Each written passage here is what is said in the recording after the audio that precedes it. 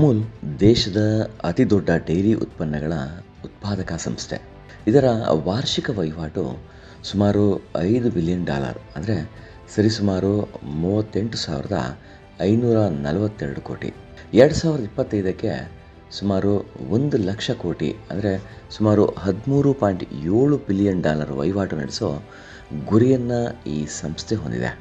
ಸುಮಾರು 10 ಕೋಟಿಗೂ ಹೆಚ್ಚು ಜನ ಪ್ರತಿನಿತ್ಯ ಇದಕ್ಕೆ ಹಾಲು ಸರಬರಾಜು ಮಾಡೋ ಮೂಲಕ ತಮ್ಮ ಜೀವನವನ್ನು ರೂಪಿಸ್ಕೊಂಡಿದ್ದಾರೆ.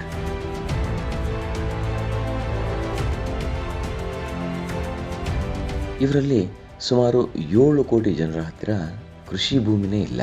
ಹೀಗೆ ಒಟ್ಟಾರೆ ದೇಶದ ಆರ್ಥಿಕತೆಗೆ 4% ಕೊಡುಗೆಯನ್ನು ನೀಡ್ತಿರೋ ಈ ಸಂಸ್ಥೆಗೆ ಸುಮಾರು ತಿಂಗಳ ಹಿಂದೆ ಅಮೆರಿಕ ಮೂಲದ ಪೇಟಾ ಅನ್ನೋ ಸಂಸ್ಥೆ ಪತ್ರವೊಂದನ್ನು ಬರೆದು ಇನ್ನು ಮುಂದೆ ಹಸುವಿನಿಂದ ಸಿಗೋ ಹಾಲಿನ ಉತ್ಪಾದನೆಯನ್ನು ಕಡಿಮೆ ಮಾಡಿ ವೀಗನ್ ಹಾಲಿನ ಉತ್ಪಾದನೆಯನ್ನು ಹೆಚ್ಚಿಸಬೇಕು ಅಂತ ಹೇಳೋ ಮೂಲಕ ಉದ್ದಟತನ ತೋರಿಸಿತ್ತು. ಪೇಟಾ ಪ್ರಕಾರ ಹಸುಗಳಿಂದ ಹಾಲು ಕರೆಯುವುದು ಒಂದು ಕ್ರೂರ ವ್ಯವಸ್ಥೆಯಂತೆ. ಹಾಲನ್ನು ಪಡೆಯೋಕ್ಕೋಸ್ಕರ ಹಸುಗಳಿಗೆ ಸಾಕಷ್ಟು ಹಿಂಸೆಯನ್ನು ನೀಡಲಾಗ್ತಿದೆಯಂತೆ. ಹೀಗಾಗಿ ಈ ಹಿಂಸೆಯನ್ನು ತಡೆಯೋಕ್ಕೋಸ್ಕರ ಹಸುಗಳಿಂದ ಹಾಲನ್ನು ಕರೆಯೋ ವ್ಯವಸ್ಥೆಗೆ ಕಡಿವಾಣ ಹಾಕಿ ವೀಗನ್ ಮಿಲ್ಕ್, ಅಂದರೆ ಸಸ್ಯಾಧಾರಿತವಾಗಿ ಹಾಲನ್ನು ಉತ್ಪಾದಿಸಬೇಕಂತೆ. ಇತ್ತೀಚಿನ ದಿನಗಳಲ್ಲಿ ಗ್ರಾಹಕರ ಮನೋಭಾವ ಕೂಡ ಬದಲಾಗ್ತಿದ್ದು ಹಸುಗಳಿಂದ ಸಿಗೋ ಹಾಲಿನಿಂದ ದೂರ ಸರಿತಿದ್ದಾರಂತೆ. ಹೀಗಾಗಿ ಅಮೂಲ್ ಇನ್ನು ಮುಂದೆ ಈ ಹಾಲಿನ ಉತ್ಪಾದನೆಗೆ ಒತ್ತು ಕೊಡಬೇಕಂತೆ. ಹೀಗೆ ಮಾಡೋದು ಗ್ಲೋಬಲ್ ಟ್ರೆಂಡ್ ಅಂತೆ. ಹಸು ಹಾಲು ಕೊಡೋದು ಅವುಗಳ ಕರುಗಳಿಗೆ ಅಂತೆ. ಹೀಗಾಗಿ ಸಸ್ಯಗಳಿಂದ ತಯಾರಿಸಿದ ಹಾಲನ್ನೇ ಬಳಸಬೇಕಂತೆ. ಉದಾಹರಣೆಗೆ ಸೋಯಾಬೀನಿಂದ ತಯಾರಿಸಿದ ಸೋಯಾ ಹಾಲು, ಬಾದಾಮಿಯಿಂದ ತಯಾರಿಸಿದ ಬಾದಾಮಿ ಹಾಲು, ಓಟ್ಸಿಂದ ತಯಾರಿಸಿದ ಓಟ್ಸ್ ಹಾಲು, ಗೇರ್ ಬೀಜದಿಂದ ತಯಾರಿಸಿದ ಗೇರ್ ಹಾಲು, ಅಕ್ಕಿಯಿಂದ ತಯಾರಿಸಿದ ಅಕ್ಕಿ ಹಾಲು, ತೆಂಗಿನಕಾಯಿಂದ ತಯಾರಿಸಿದ ತೆಂಗಿನ ಹಾಲು ಸೇರಿದಂತೆ ಬಹುತೇಕ ಸಸ್ಯಜನ್ಯಗಳಿಂದ ತಯಾರಿಸಿದ ಹಾಲನ್ನೇ ತಯಾರಿಸಿಕೊಂಡು ಬಳಸಬೇಕಂತೆ.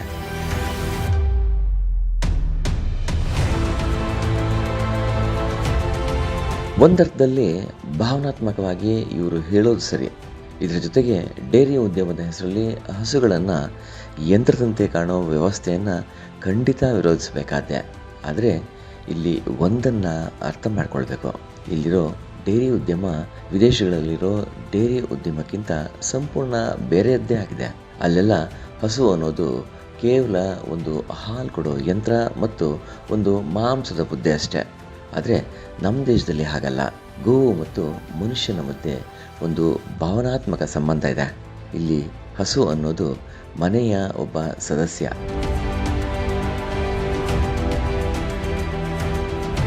ವಿದೇಶದಲ್ಲೆಲ್ಲ ಹೆಕ್ಟೇರ್ಗಟ್ಟಲೆ ಜಾಗದಲ್ಲಿ ಹಸುಗಳನ್ನ ಕೂಡ ಹಾಕಿ ಅವುಗಳಿಗೆ ಹಾರ್ಮೋನ್ ಇಂಜೆಕ್ಷನ್ಗಳನ್ನು ಚುಚ್ಚಿ ಅವುಗಳ ಕೆಚ್ಚಲಿಗೆ ಪೈಪ್ಗಳನ್ನು ಹಾಕಿ ಹಾಲನ್ನು ಕರೆಯೋ ವ್ಯವಸ್ಥೆ ಇದೆ.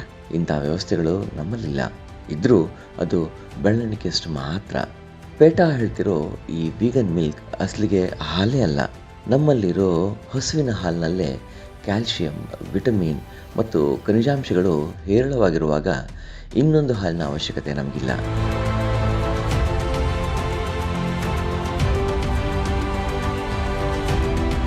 ಪ್ರಾಣಿಗಳ ಹಕ್ಕುಗಳನ್ನು ರಕ್ಷಣೆ ಮಾಡ್ತೀವಿ ಅಂತ ಹೇಳಿಕೊಂಡು ಭಾರತದ ಸ್ವಾವಲಂಬಿ ಮತ್ತು ಬೃಹತ್ ಡೈರಿ ಉದ್ಯಮವನ್ನು ಹಾಳು ಮಾಡೋಕ್ಕೆ ಹೊರಟಿರೋ ಈ ಸಂಸ್ಥೆಯ ಮಾತಿಗೆ ಮರುಳಾಗಿ ಅಮೂಲ್ ವೀಗನ್ ಮಿಲ್ಕ್ ಉತ್ಪತ್ತಿ ಮಾಡೋಕ್ಕೆ ಹೊರಟ್ರೆ ಕೋಟ್ಯಾಂತರ ಗೋಪಾಲಕರ ಜೀವನ ಬೀದಿ ಪಾಲಾಗೋದು ಗ್ಯಾರಂಟಿ. ಅಷ್ಟೇ ಅಲ್ಲದೆ ಸಸ್ಯಜನ್ಯ ಅಂತ ಹೇಳ್ತಾ ಲ್ಯಾಬ್ನಲ್ಲಿ ಒಂದಷ್ಟು ರಾಸಾಯನಿಕಗಳು ಮತ್ತು ಸಿಂಥೆಟಿಕ್ ವಿಟಮಿನ್ಗಳಿಂದ ಸೃಷ್ಟಿಯಾಗೋ ಇದರಿಂದ ದೇಹದ ಮೇಲೆ ಕೆಟ್ಟ ಪರಿಣಾಮ ಬೀರೋದಿಲ್ಲ ಅನ್ನೋ ಗ್ಯಾರಂಟಿನೂ ಇಲ್ಲ.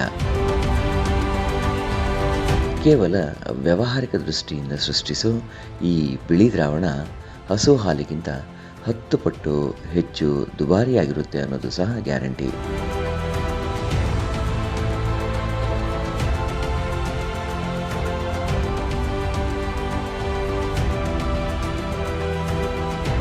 ಮುಂದಿನ ವಾರ ಮತ್ತೊಂದು ಗೋ ಸಂಬಂಧಿ ವಿಚಾರದೊಂದಿಗೆ ನಿಮ್ಮನ್ನು ಭೇಟಿಯಾಗ್ತೀವಿ. ನಮಸ್ಕಾರ.